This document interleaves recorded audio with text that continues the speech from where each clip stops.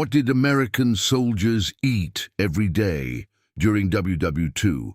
Before the first shot was fired, before the boots hit the beaches, before the tanks rolled across the fields of Europe, somebody had to figure out how to feed millions of men, not just keep them alive, but keep them strong enough to march 20 miles with 60 pounds on their backs, fight through the night, dig foxholes in frozen ground, and do it all over again the next day.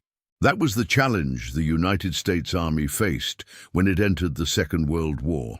And the story of how they solved it is one of the most fascinating and overlooked chapters in military history. When the United States started preparing for war, military planners knew they had a serious problem. The old garrison ration worked fine when soldiers were sitting in a stationary camp, with supply lines running reliably behind them. But modern warfare was different. It was fast, chaotic, spread across thousands of miles of jungle, desert, ocean and mountains. You couldn't always get a truck to the front line. You couldn't always stop for a hot meal.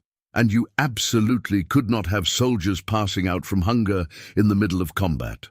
So the army brought in scientists, nutritionists, food technologists and logistical experts and told them to solve the problem. What came out of that effort was a layered, tiered food system unlike anything the world had ever seen.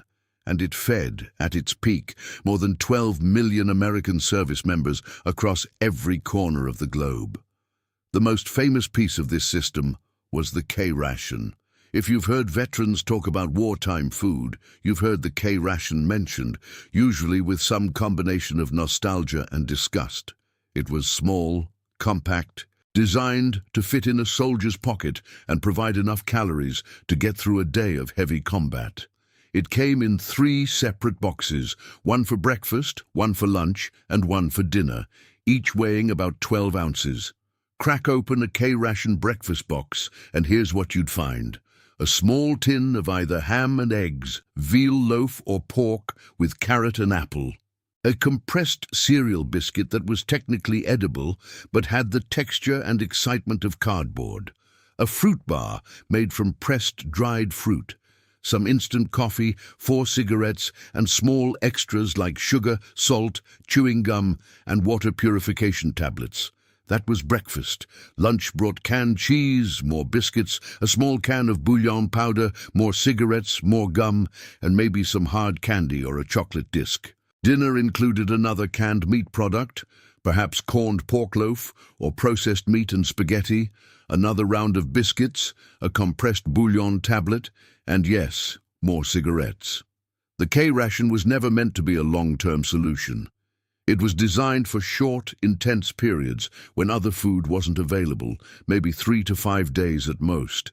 The problem is that men ended up eating K-rations for weeks or even months at a stretch, especially in the Pacific, where supply lines stretched to their absolute limit, and the terrain made resupply nightmarish.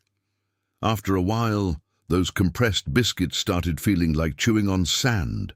The canned meats became deeply tiresome, and the cigarettes, included because the army figured they reduced stress and suppressed hunger, were one of the most consistent features of the package. The man who designed the K-ration was physiologist Ansel Keys, who would later become famous for his research on dietary fat and heart disease. Keys engineered the ration to be compact, lightweight, and capable of delivering around 3,000 calories per day. The design was scientifically sound. Whether it tasted good was a whole separate question. Then there was the C-ration. Heavier and more substantial than the K-ration. The C-ration was meant for soldiers who had slightly more time and capability to heat their food. It came in actual cans rather than compressed blocks, and it offered more variety. The meat components included meat and beans, meat and vegetable hash, and meat and vegetable stew, with additions like chicken and vegetable soup appearing as the army continually updated the system. The C-ration also included accessory packets, small supplemental packs with instant coffee, sugar, salt, pepper, toilet paper, and a can opener that soldiers called a P-38. The P-38 became legendary in its own right. It was a tiny folding metal device, roughly an inch and a half long, that soldiers learned to work around a can lid with practiced efficiency. Veterans kept them on their dog tag chains for decades after the war. For soldiers with better supply access, there was the B ration and the A ration. The A ration was the gold standard. Fresh food, prepared by army cooks, as close to a real meal as military logistics could manage. Fresh vegetables, fresh meat, bread from field bakeries, fresh dairy when available. When soldiers could get A rations, morale shot up noticeably. A hot meal of real food could lift spirits better than almost anything else. The B ration was the in-between option, prepared by army cooks using canned and preserved ingredients rather than fresh ones. The cooks could turn B ration components into something resembling a proper meal. Canned vegetables, canned fruits, canned meats, powdered milk, powdered eggs, dried legumes. The B ration could produce stew, soup, rice dishes, and real brewed coffee rather than the instant powder in the K ration. Powdered eggs deserve special mention because they were universally complained about. Dehydrated eggs were shelf-stable, lightweight, and nutritious, but cooking them into something appetizing was a genuine challenge. Without experience or decent equipment, they came out rubbery, sulfurous, and deeply unpleasant. Soldiers compared them to everything from rubber cement to industrial yellow paint. And yet they ate them, because hungry men will eat almost anything.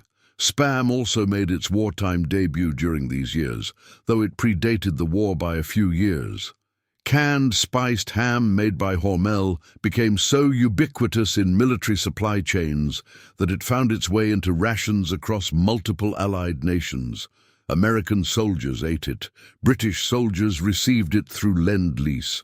Soviet Premier Nikita Khrushchev later said that without American Spam, the Red Army might have starved.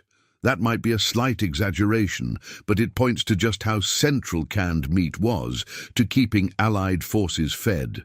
Another key innovation was the 10-in-1 ration, designed to feed 10 men for 1 day or 1 man for 10 days. It offered more variety and flexibility than the K or C rations, including canned meats, fruits, vegetables, crackers, jam, coffee, cocoa, cigarettes, and cooking fuel. It was designed with the assumption that soldiers would cook together as a small group, and it was popular partly because it allowed unit cooks to exercise a little creativity with the ingredients. Speaking of creativity, soldiers developed countless unofficial ways to improve their rations. They traded with local populations for fresh vegetables, eggs, or bread. They discovered that K-ration biscuits could be softened in hot water and made into porridge. Canned cheese could be melted onto crackers over an improvised heat source. Instant coffee mixed with chocolate powder became something approximating a mocha. The human desire to eat well does not disappear under wartime conditions. If anything, it intensifies, because in the absence of so many other comforts, food becomes even more important. The Pacific Theater was, from a food supply standpoint, one of the most challenging environments imaginable. The islands were remote, the climate was brutal, the terrain was dense jungle or volcanic rock, and Japanese forces controlled much of the supply sea lanes early in the war. On Guadalcanal, where American Marines first engaged the Japanese in August of 1942, supply shortages were critical. Marines sometimes went days on half rations or less. They ate captured Japanese food when they could. They ate coconuts. They ate almost anything available. The psychological toll of food scarcity combined with intense combat was severe, and commanders understood that restoring adequate food supply was as much a military priority as ammunition resupply. Soldiers fighting in the Battle of the Bulge in December of 1944, during one of the coldest European winters in decades, faced a different brutal problem. K rations froze solid. Canned goods froze. Chocolate bars became impossible to bite. Soldiers learned to carry rations inside their jackets, against their bodies, to keep them from freezing. Army nutritionists responded by developing special cold-weather rations with higher fat content, since fat provides more calories per gram and in extreme cold, men burned through energy at an extraordinary rate, just maintaining body temperature. Water was more critical than food in most combat situations, and the army went to great lengths to ensure safe drinking water. Water purification tablets were standard issue across almost every ration variant. Halazone tablets could make suspect water safe to drink. Mobile water purification units could process river and stream water in the field. In the Pacific, collecting rainwater and purifying it became a trained survival skill. Coffee was essentially the other essential liquid. American soldiers were coffee drinkers by culture, and the army understood that keeping troops supplied with it was a genuine morale issue. Instant coffee was shelf-stable, lightweight, and could be prepared with nothing more than hot water. The K-ration included it in every package. Field kitchens brewed actual coffee whenever possible. It was served in the heat of August and in the frozen winter of the Ardennes. Coffee was the drink that kept men going. Chocolate played a special role in the wartime system as well. The army developed what they called the D-bar, a specially formulated chocolate block that was extremely hard, not particularly tasty, and designed not to melt easily in warm temperatures. Hershey developed it under army contract, and the engineers specifically made it unappealing enough that soldiers wouldn't just snack on it on an ordinary day. Veterans who ate D-bars in emergencies described them as tasting like a dense chocolate brick, unsatisfying but calorie-packed enough to keep a man functioning when nothing else was available. The role of army cooks is largely absent from popular narratives of the Second World War, and that's a shame. The army trained thousands of field cooks who learned to work with whatever ingredients were available, under whatever conditions prevailed, to turn out food that kept fighting men fueled and morale from completely collapsing.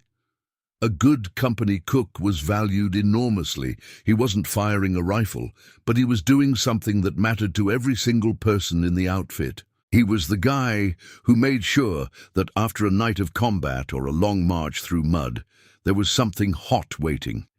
Field kitchens ranged from elaborate mobile units that could cook for hundreds of men to improvised setups that amounted to a fire, a pot, and whatever could be scrounged.